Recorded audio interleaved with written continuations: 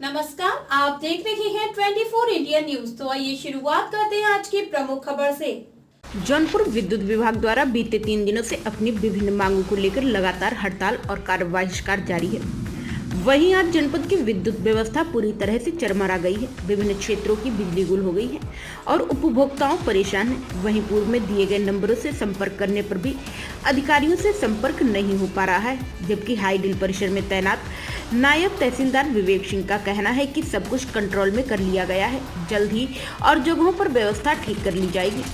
कार्यबहिष्कार के बारे में जानकारी देते हुए अध्यक्ष निखिलेश कुमार सिंह ने बताया कि हमारा कोई बहिष्कार है ही नहीं, उन्हें सरकार द्वारा जबरदस्ती मजबूर किया जा रहा है। 3 महीने पहले हम लोगों को ऊर्जा मंत्री और प्रमुख सचिवों से हमारे संगठन की वार्ता हुई थी। पिछली बार के आंदोलन की बात कही गई थी, लेकिन 3 माह बीत जाने के बाद भी लागू नहीं किया गया है। उल्टे हमारे संविदा कर्मचारियों को निकालने की, हमारे ऊपर राशुका लगाने की बात करके हमको डराया धमकाया जा रहा है।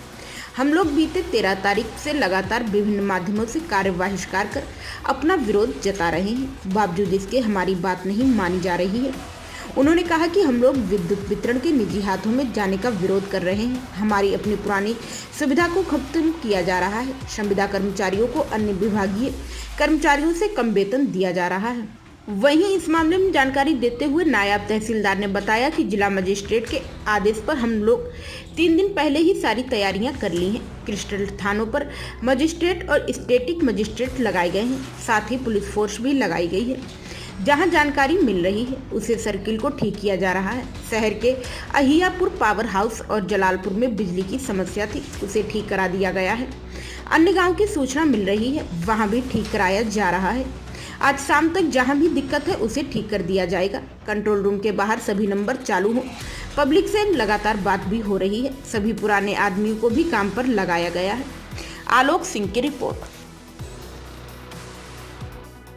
विद्युत कर्मचारी 23 साल बाद हड़ताल पर जा रहे हैं। क्या मांगे हैं जो कि सरकार से समन्वय नहीं मिल पा रहा है, जो बैठ पा रहे हैं?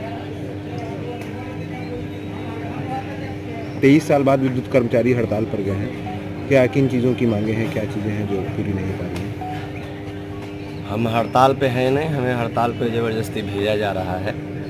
72 घंटे की जो हड़ताल की घोषणा हुई है 16 तारीख से 19 तारीख की रात के 10 बजे तक, उसमें हमारी कोई मांग ही नहीं है।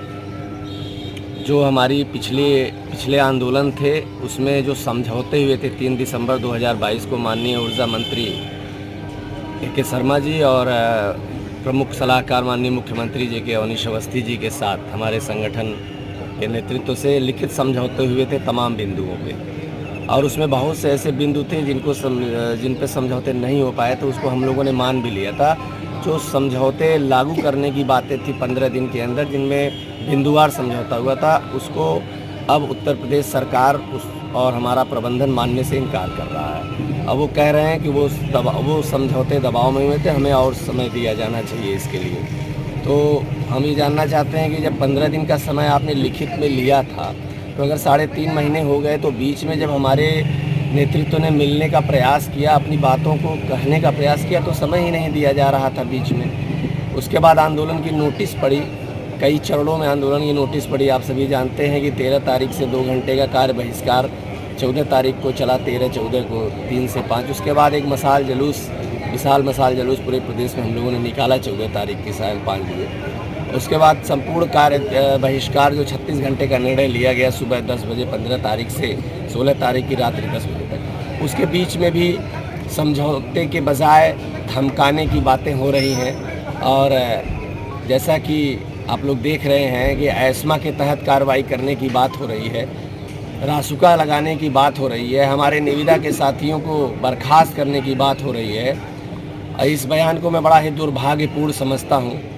इस प्रदेश के माननीय ऊर्जा मंत्री के द्वारा जो बयान ये दिया गया है, ये हमें बहुत ही दुर्भाग्यपूर्ण बयान लग रहा है उनका, इसलिए कि संघर्ष करने के लिए मजबूर आपने किया है और उसके बाद हमारे ऊपर उल्टी कार्रवाई की बात, हमारे दमन करने की बात हो रही है।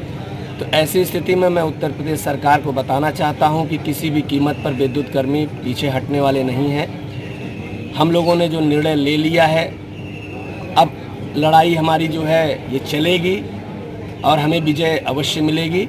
और मैं माननीय मुख्यमंत्री, जिसमें प्रमुख बिंदुओं में हमारे यहाँ LMB 10 की सुविधा हमें मिलती है।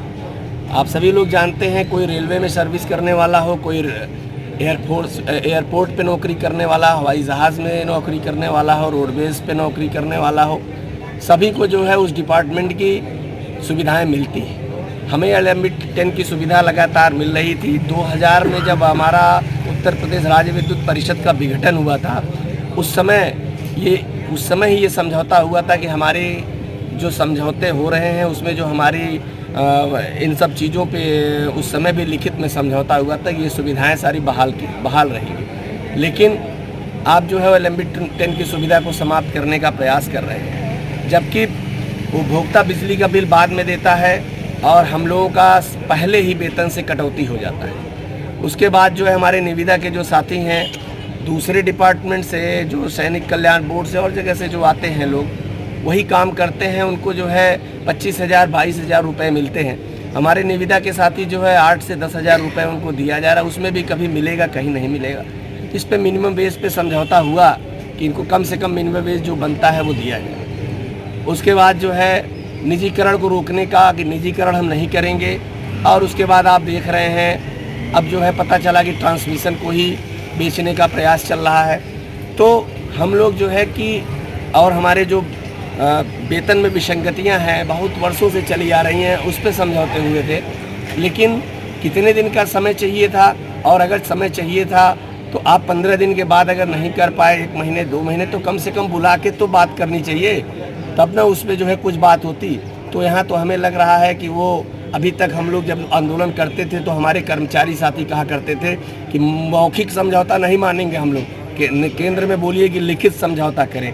और लिखित समझौता होने के बाद अगर ये स्थिति पैदा हो रही है कि हम लिखित समझौता करने के बाद हम ये कहें कि हम इसको नहीं मानेंगे, ये समझौता हमने दबाव में किया है, ये ज़बरदस्ती का समझौता है, तो इसके आगे हम क्या कह सकते हैं। और जो कर्मचारी हड़ताल पर हैं उसको लेकर के क्या तैयारियां की गई हैं प्रशासन की तरफ से?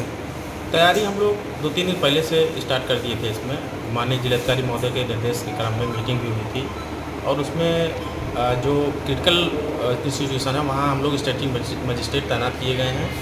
इसके अलावा कई सारे सेक्टर मजिस्ट्रेट लगाए गए हैं, और वहाँ जो भी सिचुएशन अगर कहीं ख़राब होती है, जो भी सिचुएशन हम लोग को अपडेट मिलता है, उसी के अकॉर्डिंग हम लोग काम करते हैं। अभी जैसे अहियापुर में कल रात में सूचना मिली कि 7 फीडर काम नहीं कर रहे हैं, तो हम थे और SDM साहब थे हमारे, और भी राजस्व पुलिस विभाग सब लोग थे, करके मेहनत करके हम लोग ने 5 फीडर वहाँ स्टार्ट करवा दिया गया है। हुसैनाबाद में 1-2 फीडर बंद हुए थे, हम लोग उसको भी रिस्टोर करा दिए हैं। अभी कुछ और जगह थोड़ा सा सिचुएशन अच्छी नहीं है, जैसे जलालपुर में है, कल से बंद है, तो हम लोग उस पर काम कर रहे हैं। उम्मीद है कि हम लोग 2-3 घंटे के अंदर उसको भी रिस्टोर करवा देंगे। देहात क्षेत्र में ज़्यादा प्रॉब्लम आ रहा है, जो रिमोट एरिया है, देहात क्षेत्र में जहाँ काम रात में नहीं हो पाया था, वहाँ हम लोग इस समय काम कर रहे हैं देहात क्षेत्र में। और चूँकि शहर में अब स्थिति मतलब कंट्रोल में है, तो हमारी जो भी टीमें हैं वो देहात में काम कर रही हैं। 1-2 घंटे के अंदर वो भी रिस्टोर करा दिया जाएगा। सर, क्या इसमें एक्स बिजली कर्मी, जो पुराने बिजली कर्मी होते हैं, क्या इन लोगों की भी सहायता, उनका भी हेल्प लिया जा रहा है? जहाँ जहाँ से हम लोग को लग रहा है कि वो हेल्प कर सकते हैं, सबको बुलाया गया है, सब लोग लगे हुए हैं। सर, क्या कितनी दिक्कतों का सामना करना पड़ रहा है ऐसे में? क्या लग रहा है ये समन्वय जो बन पाएगा कि नहीं बनेगा, और मतलब कब तक ये सारी चीज़ें? उम्मीद है कि हम लोग आज शाम तक जहाँ भी सिचुएशन ख़राब है सारा कंट्रोल कर लिया जाएगा। सारी टीमें लगी हुई हैं इस समय। जो कंट्रोल रूम का नंबर है उसको भी लेकर के काफ़ी सारे कंट्रोल में काफ़ी सारे कॉल आ रही है। वो नंबर पब्लिक है और बहुत सारे लोग कॉल कर रहे हैं कंट्रोल रूम में। तो जिनका एक जैसे कॉल रिसीव हो गया तो बाकी सब वेटिंग में बताने लगता है। इससे लगता है उनको फोन बात नहीं हो पा रही सबसे। लेकिन हमारे कंट्रोल रूम 2 लोग हैं, दोनों लोग काम कर रहे हैं वहाँ, और प्रॉपर चैनल है और वो हम लोग को अपडेट दे रहे हैं, उस हिसाब से हम लोग काम भी कर रहे हैं। मुलाकात किसी खास खबर के साथ, तब तक के लिए नमस्कार और देखते रहिए 24 इंडिया न्यूज।